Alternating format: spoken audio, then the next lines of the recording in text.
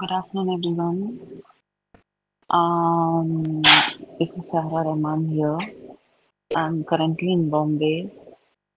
I've been physically unwell for the last couple of months, and so that's the reason I just wanted to take a break from AR. But I would request the entire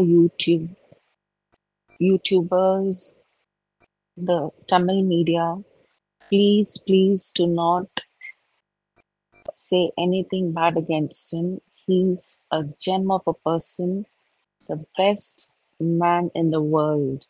Yes, it's just because of my health issues I had to leave Chennai because I knew if I'm not in Chennai, you people will wonder where Sarah is. And I've come here to Bombay. I'm going ahead with my treatment, and this couldn't have been possible with AR's busy schedule in Chennai, and I didn't want to disturb anybody, neither my children nor him. But he's an amazing human being, and all I would request is please just let him be the way he is. That's how much I love him, and that's how much he does. I'll be coming back to Chennai soon, but I have to complete my treatment and then come. Okay?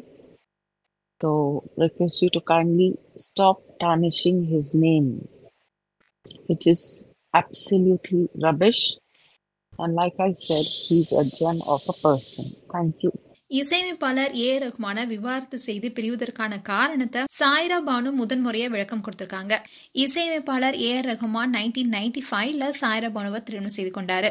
இந்த தம்பதிக்கு 2 மகள்கள் and ஒரு மகனும் இருக்காங்க. மூத்த மகள் கதிஜாவுக்கு 2 வருஷத்துக்கு முன்னாடி தான் திருமணம் நடந்தது. ஏ ரஹ்மானுடைய மகன் அமீனும் தன்னுடைய தந்தை போலவே இசைத்துறையில கவனம் செலுத்திட்டு வராரு.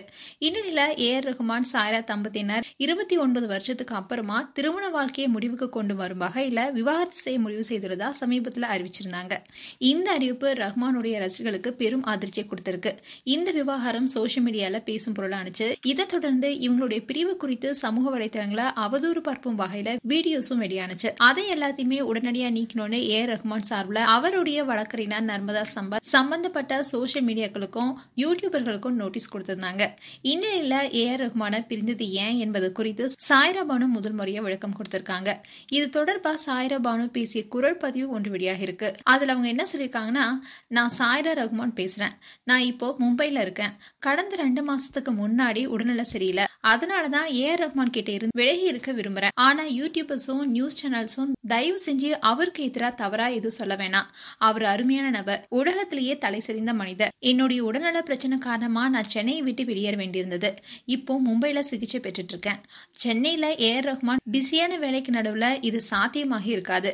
நான் அவரையோ என்னுடைய குழந்தைகளையோ தொந்தரவு செய்ய விரும்பல. ஏ ஆர் ரஹ்மான் ஒரு அற்புதமான மனிதர். அவர் எப்படி இருக்கிறாரோ அப்படியே அவரை இருக்க விடுங்கன்னு வேண்டிக்கிறேன். அதே மாதிரி அவருக்கு எதிலுமே தொடர்பில்லை. நான் என் உயிருக்கும் மேல அவரை நம்புறேன். அந்த அளவுக்கு நான் அவரை நேசிக்கிறேன். அவரும் அவ்வாறே நேசிக்கிறாரு. அதனால அவர் மீதான அனைத்து பொய்யான குற்றச்சாட்டுகளையும் நிறுத்துமாறு அன்போடு கேட்டுக்கிறேன்.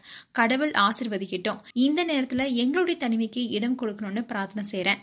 இது வரைக்கும் எதுவும் அதிகாரப்பூர்வமாக அறிவிக்கப்படல.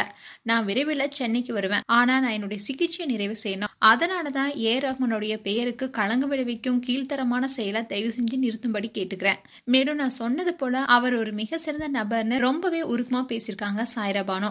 மேலும் சாய்ரா பானு அண்ட் ஏ ரஹ்மான் குறித்து உங்களுடைய கருத்துக்களை கமெண்ட் செக்ஷன்ல சொல்லுங்க. இது போன்ற வீடியோஸை பார்க்க நியூஸ் தமிழ் கிளிட்ஸ் சேனலை சப்ஸ்கிரைப் பண்ணுங்க. மறக்காம நோட்டிபிகேஷன் பட்டனை கிளிக் பண்ணுங்க.